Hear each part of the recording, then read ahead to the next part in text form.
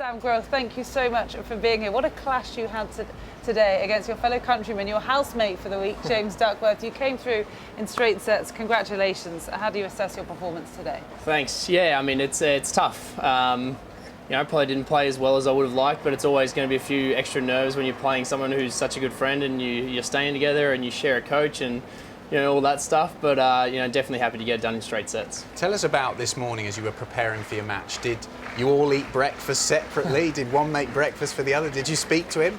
No, James told all the media that I don't make breakfast for him. I only make it for myself. So. No, he was up a little earlier than me, and he left about half an hour before I did. So, but everything was friendly, and it's maybe overly friendly, trying to compensate for being mates and having to play each other.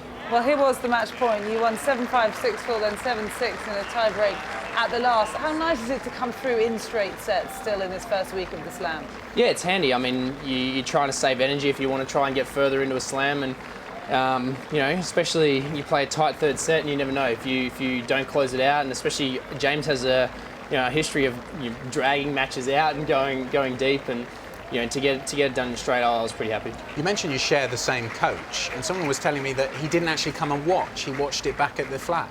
Yeah, he didn't come in at all today. He did a practice with me yesterday. He did a practice with James straight after, and then sort of left us to our own devices and watched it on TV. I think. Diplomatic. Yeah, I think it's a hard situation as well for him.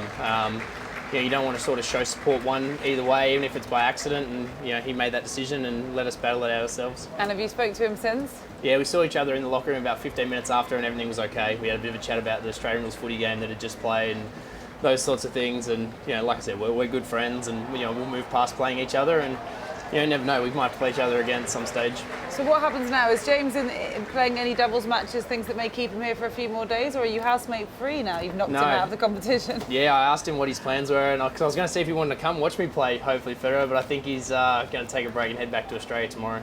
So how pleased are you with your performance so far? This has really put you in great stead for the Australia Davis Cup tie you've got coming up against Kazakhstan. It's going to be on grass. Do you feel this performance so far maybe solidifies your place there as the Aussie number 2?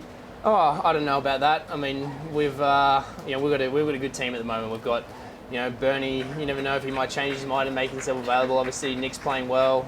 Leighton, Fanasi, myself, and I think it's an exciting time for Australian tennis. Really, I love playing Davis Cup, and if this helps me get a run, then great. But if not, then I'll do whatever's best for the team. And the Aussie players have got great heritage on the grass. Leighton, Pat Rafter, Philippoussis, yourself playing well as well.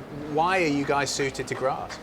I'm not sure. I mean, I grew up playing on grass in Australia. Where I'm from, there's sort of 27 grass courts on one side of the river and 30 odd on the other side. So it's a surface I grew up on. I think we're grown up. We don't have a lot of clay, so we're not grown up to be grinders necessarily. We're grown up taught to play an aggressive game style, and for some reason it just translates well here and on the grass in general. You just mentioned asking James if he wants to come and see your next round match, because yes, you are playing the 7-time Wimbledon champion Roger Federer. Is that something you look forward to, or is that something that you sort of fear, playing someone that's had so much success here in the past? No, I'm excited about it. I got the chance to play him in New York on Arthur Ashe on a Friday night last year in the second round, and I lost 4-4 and 4, but I was up a break in the third set and had some chances, and this is a surface that suits me probably better than the courts there did, and I'm excited about it. I have nothing to lose, and I feel like I can give him some real problems. And as a player, playing on those big arenas, Arthur Ashe, you mentioned at US Open, playing on centre court here at Wimbledon, that's a dream come true, it must be. Yeah, I mean, you grow up as a kid wanting to play on the big courts, and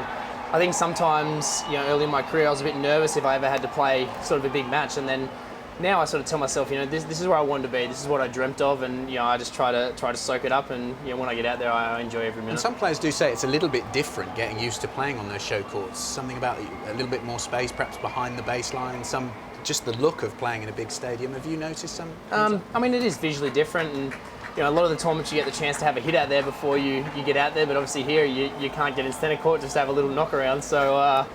If it is centre, I mean, I think it'll be centre or one. I mean, we'll wait to see what happens. But when I walk out, that'll be the first time I ever get to do it. I have to confirm that Federer has actually not won his second round match just yet. He is in action on centre court. He is 2 sets to love up against Sam Groth from the United States, so it's very much looking in his favour. But you never know; it could be Sam. We will wait and see what happens. But what do you do now to prepare for a third round clash, looking like it could be against a real champion in the shape of Roger Federer. How do you manage your time between now and when that match starts? Yeah, I mean, keep it pretty low key. Get all my physio treatment, all my massage, my ice bars, all those sorts of things. I know you guys love. They got plenty of use yesterday, I'm sure. Yeah. But you're trying to think about playing Roger Federer.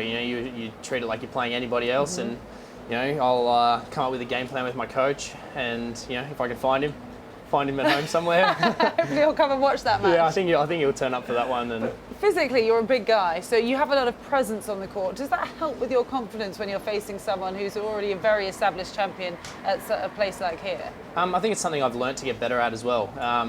You can be a big guy and not have a great presence if you don't, hold yourself well, and you start, talking and losing the plot a little bit out there. And so, for me, it's something I've tried to, build a presence about myself. I'm in better physical shape than I've ever been, and those sorts of things. And hopefully, the other guy at least notices that I'm down there and that I do have a little bit of a presence. Absolutely, and I'm interested to ask, because we did just discuss breakfast. What do you cook yourself for breakfast or dinner here? What sort of meals do you eat when you're in the middle of a Grand Slam? No, nothing out of the ordinary. Just basic stuff. Cereal, toast, maybe some eggs in the mornings, and okay.